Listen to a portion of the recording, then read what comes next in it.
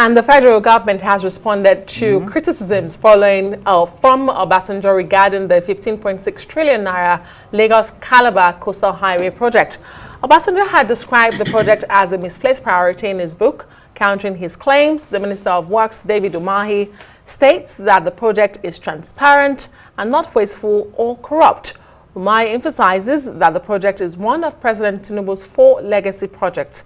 He also points out that the project has made significant progress, with 70% of the first section completed within a year. Right. Well, we're now joined by public and communications expert Ikechukwu.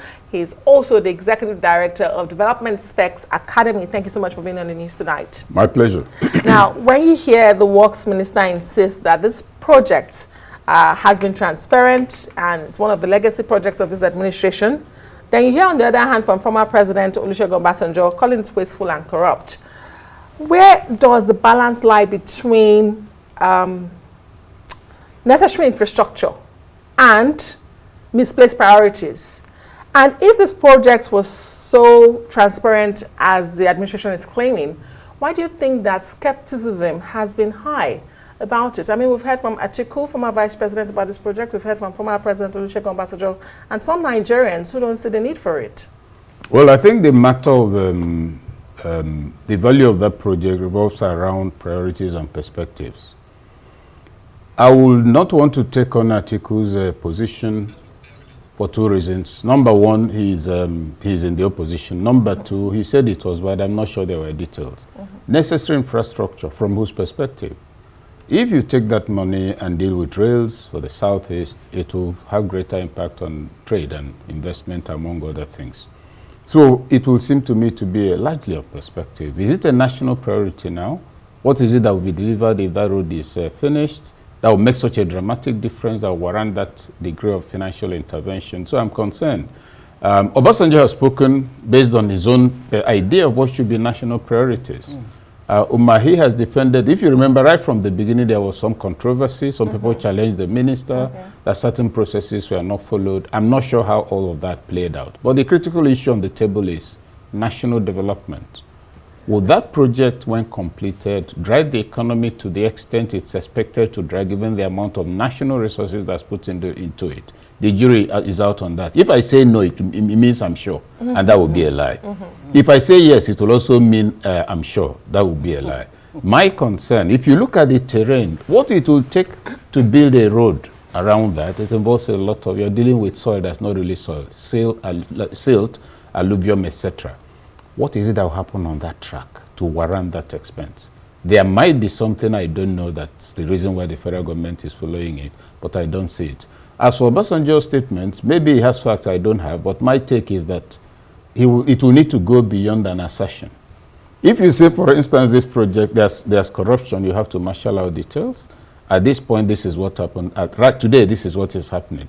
If you say that the project is bloated, you have basis for comparison. If, for instance, you're constructing rail, there's an international gauge of what it will cost to do 1 kilometer of rail on a certain type of, yes, exactly. So those are some of the details that might need to come in. But criticism, yes. Objections, yes. People have reservations, no question about that. The jury is out on all of that. Well, the issue is not just the question of infrastructure, whether it is needed, to what extent really should you expend resources on them. But memoirs, when, former leaders write their memoirs, you had the IBB one not too long ago. Obasanjo, of course, is not the first book he's writing. Several. He's written several books. Past leaders tend to, criticize the current ones. Now you have a Tinubu who is saying that in the last 50 years, the commonwealth of the nation has been squandered. That as a matter of fact, what he met when he came in was less than salutary. But Nigeria is turning the corner.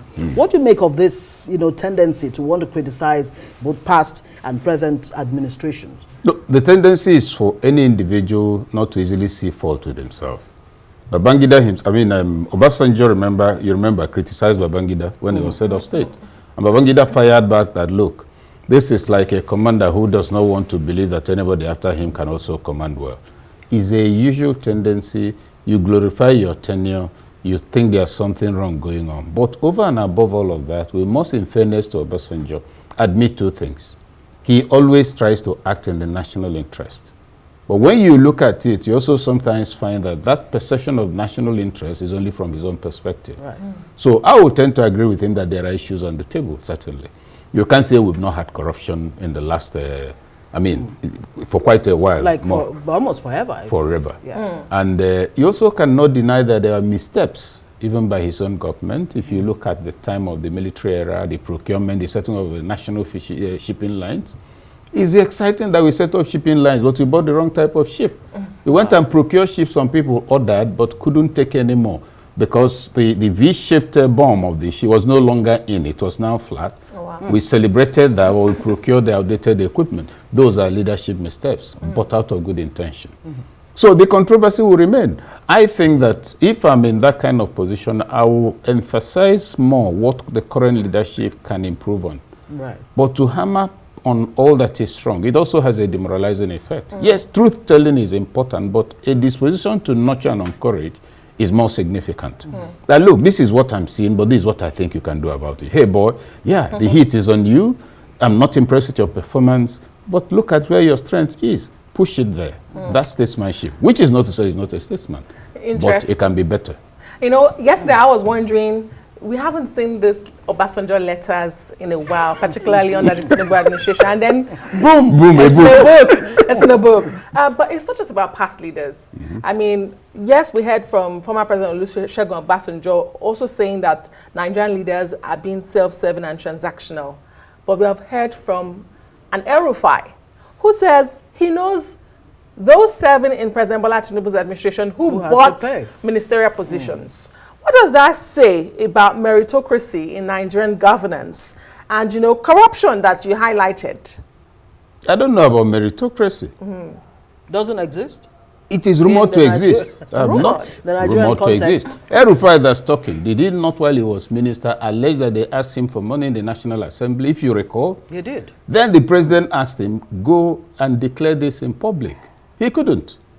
It is not a rumor that people, it is rumored, at least not confirmed, nobody has admitted that people tend to spend money in these things.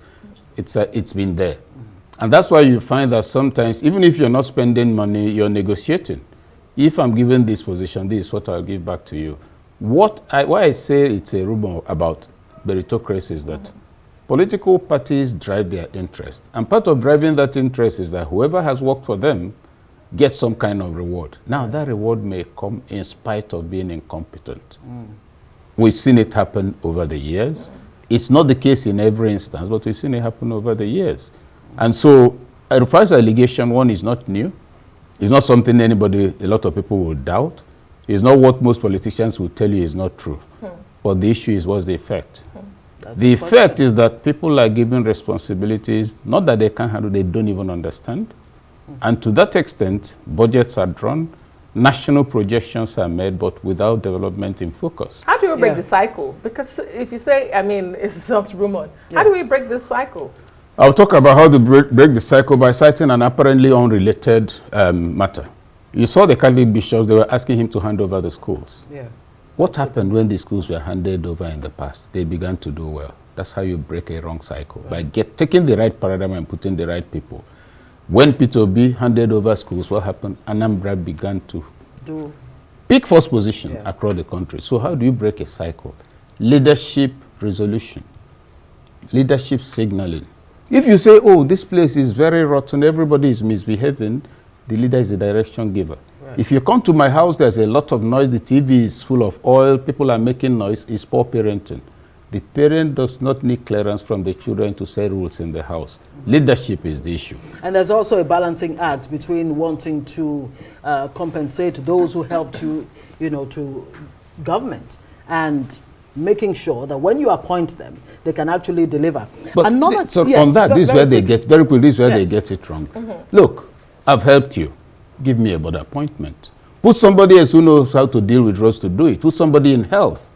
Reward, I mean, if you use actual service points to reward for patronage, everybody suffers. You don't get the service and you bring your own self into the and it's not rocket science, that's what you're saying? No. Okay, so now another curious aspect of President Obasanjo's book, he raised the question around the need to interrogate Western liberal democracy being practiced. He said, look, how can there's a need to review it in a way that it can suit Africa, you know, our own peculiarities.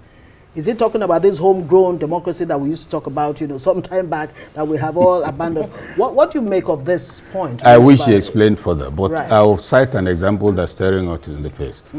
The United States is projected as an exemplary democracy. Today, under Trump, is it a democracy?